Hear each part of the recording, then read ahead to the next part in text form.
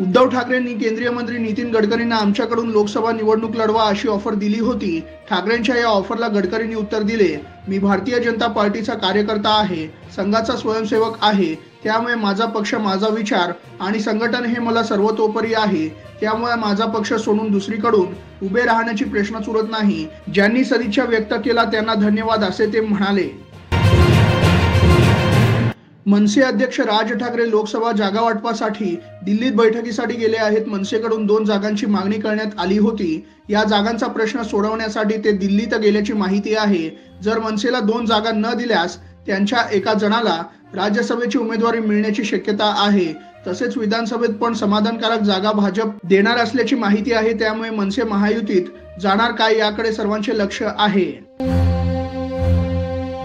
नागरिकत्व सुधारणा कायद्याविरोधातील तब्बल 237 याचिकांवर आजपासून सुप्रीम कोर्टात एकत्रित सुनावणी होणार आहे। सरन्यायाधीश चंद्रचूड यांच्यासह अन्य 2 न्यायाधीश यावर सुनावणी घेणार आहेत। नागरिकत्व सुधारणा कायदा 11 डिसेंबर 2019 रोजी संसदेत मंजूर झाला होता। त्यावेळी देखील याबाबत अनेक याचिका दाखल झाल्या होत्या। या कायद्यामुळे कोणत्याही भारतीयाचे नागरिकत्व जाणार नाही, असे गृह मंत्रालयाने स्पष्ट केले आहे। हैदराबाद मधील नेहरू उद्यान येथे चाणक्य नावाच्या कासवाचा मृत्यू झाला आहे। चाणक्य हा 125 वर्षांचा होता।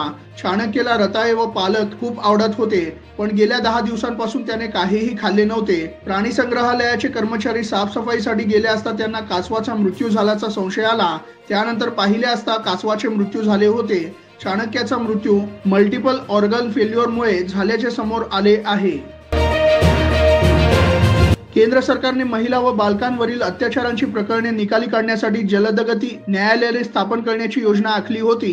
त्यानुसार महाराष्ट्रात 138 न्यायालये स्थापन होणार आहेत। या योजनेत केंद्राचा 60% तर राज्य सरकारचा 40% हिस्सा आहे। पण आता त्यापैकी 100 जलदगती न्यायालयांना निधी उपलब्ध करून देण्यास केंद्राने नकार दिला आहे। परिणामी राज्याच्या तिजोरीवर 48 कोटी रुपयांचा अतिरिक्त भार पडला। कोकणातील हापूस आंब्यांच्या दरात घसरण झाली आहे। वाशी बाजार समितीत हापूस आंब्यांची 31,000पेक्षा जास्त पेट्या दाखल झाल्या आहे।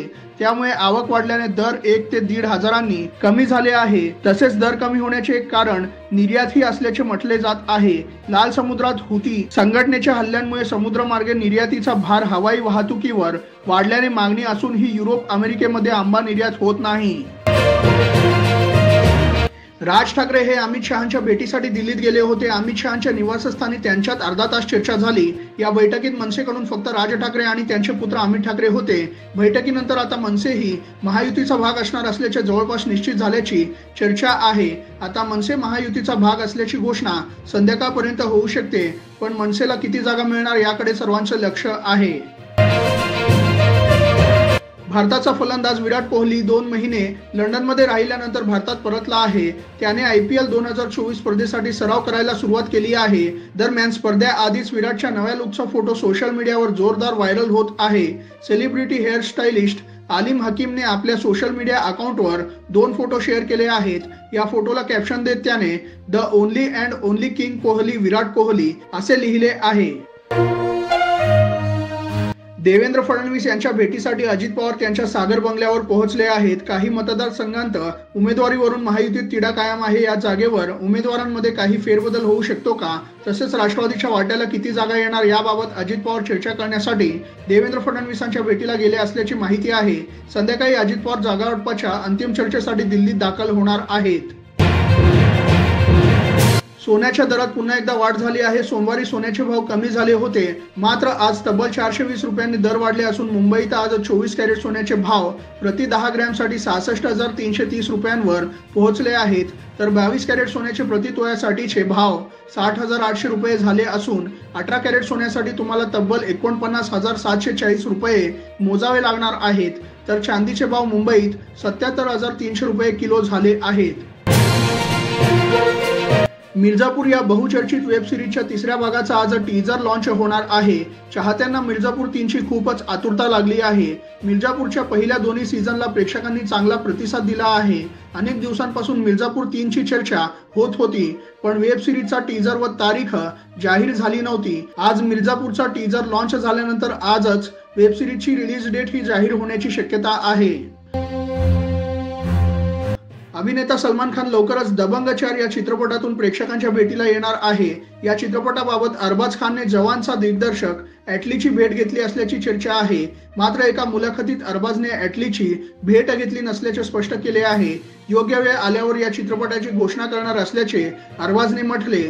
सलमान खान दबंग 4 सोबतच शाहरुख खान सोबत टायगर वर्सेस पठाण या चित्रपटामध्येही दिसणार आहे।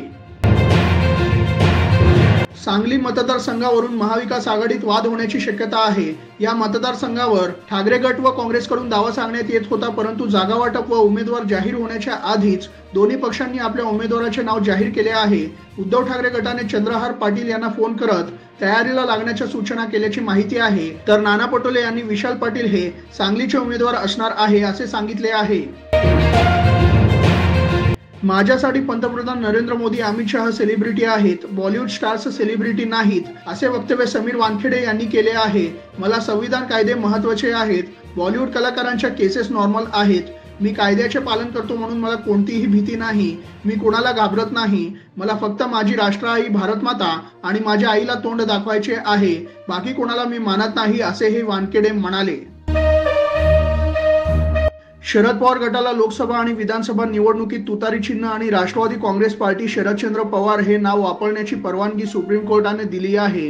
निवडणूक आयोगाने हे चिन्ह शरद पवार गटासाठी कायम ठेवावे, तसेच कोणत्याच पक्षाला आणि उमेदवाराला ते देऊ नये असे निर्देशही कोर्टाने आयोगाला दिले आहे। दरम्यान निवडणूक आयोगाने काही दिवसांपूर्वी हे चिन्ह आणि नाव शरद पवार गटाला दिले होते।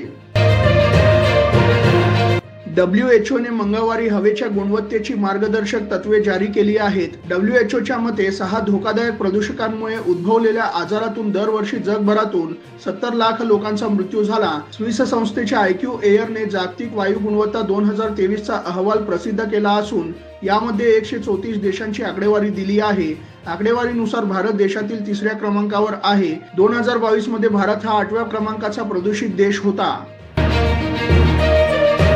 महाविकास आघाडीतील जागा वाटपाचा तिढा अद्याप सुटलेला नाही आहे। यातच आता वंचित बहुजन आघाडीचे नेते प्रकाश आंबेडकर यांनी काँग्रेस अध्यक्ष मल्लिकार्जुन खरगे यांना पत्र लिहिले आहे। त्यात त्यांनी महाविकास आघाडीच्या जागा वाटपात काँग्रेसला मिळालेल्या कोणत्याही 7 जागांची आपण मला यादी द्यावी।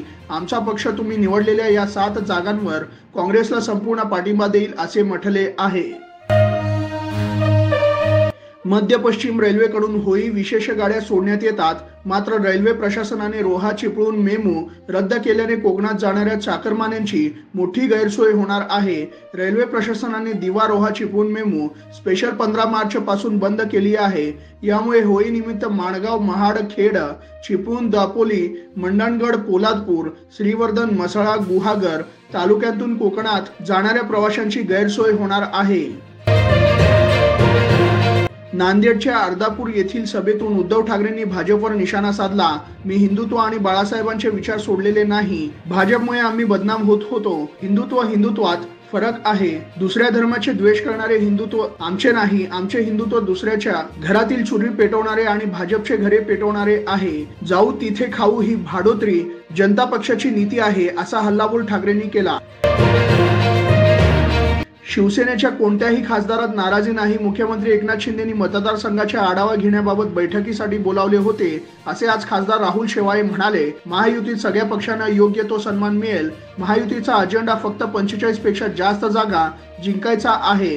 जागा वाटपावरून महायुतीत कटुता निर्माण होणार नाही। येणाऱ्या 1 ते 2 दिवसांत जागा वाटपाची घोषणा होईल, असेही राहुल शेवाळे म्हणाले।